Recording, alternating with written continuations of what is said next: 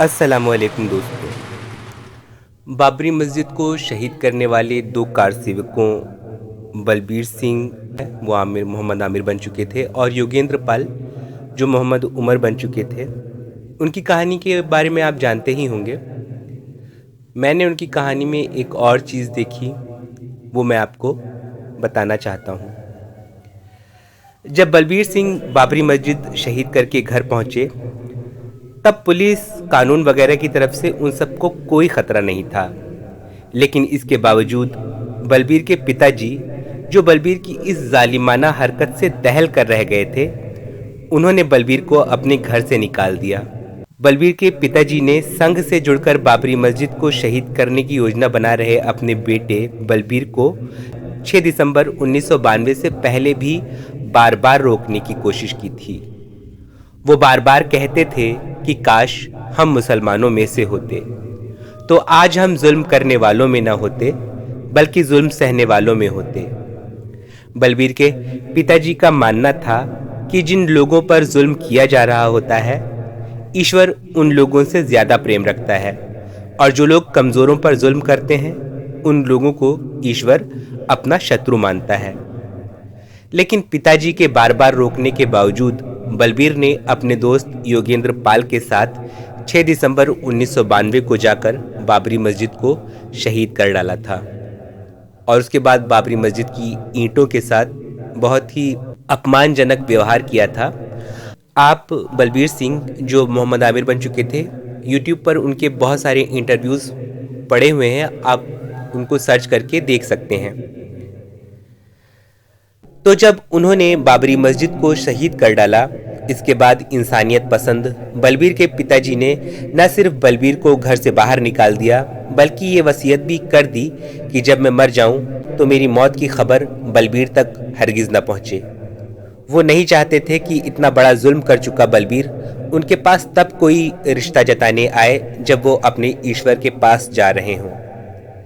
इसके अलावा बलबीर के पिताजी ने ये वसीयत भी की कि मेरी लाश को जलाया न जाए बल्कि या तो मुसलमानों की तरह दफना दिया जाए और अगर ये संभव ना हो तो मेरी लाश बहा दी जाए, लेकिन जलाई न जाए।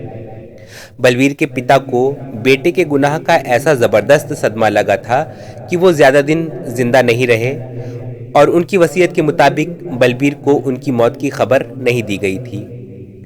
बलबीर जब घर से निकाले हुए थे तो इस बीच उनके दोस्त योगेंद्र पाल जो बाबरी मस्जिद को शहीद करने में उनके साथी थे, अचानक वो योगेंद्र पाल पागल हो गए थे और फिर जब एक मौलवी साहब ने उनके ठीक होने की दुआ की और वो ठीक हो गए उस दुआ के बाद, तो उन्होंने इस्लाम कबूल कर लिया था।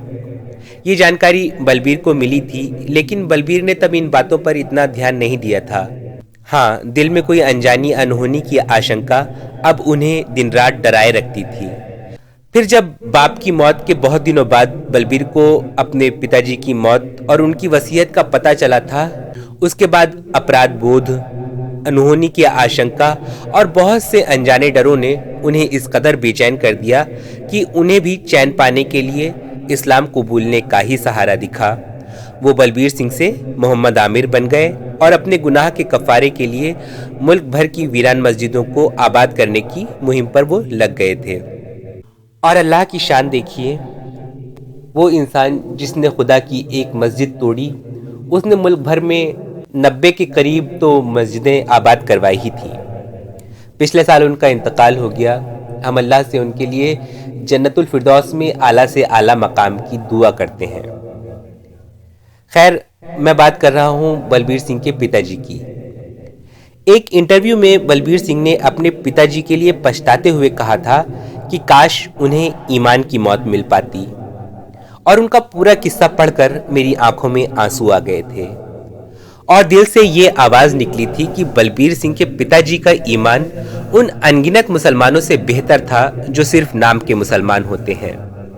वो शख्स जिसने अपने ईश्वर से मुलाकात में यकीन रखा, वो शख्स जिसने किसी और के गुनाह के सदमे में अपनी जान दे दी और अपने रब की शर्म करके गुनाहगार से रिश्ता भी तोड़ लिया, वो शख्स अल्लाह के यहाँ सुरखरू पेश होगा।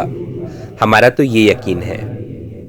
6 दिसंबर हमें बहुत सी बुरी यादें याद दिलाता है, लेकिन साथ ही बलबीर सिंह के पिताजी जैसी मिसाल से ये भी याद दिलाता है कि अल्लाह की इस दुनिया में ऐसे नेक लोग भी मौजूद हैं जो इंसाफ और इंसानियत के लिए जीते हैं और इसी के लिए मर भी जाते हैं।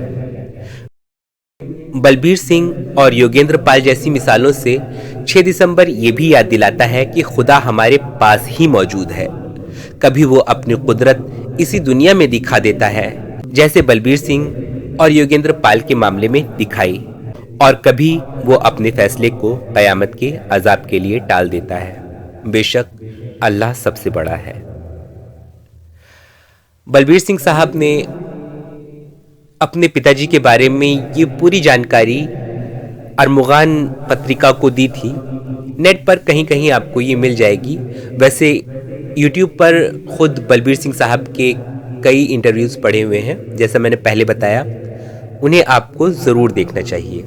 शुक्रिया।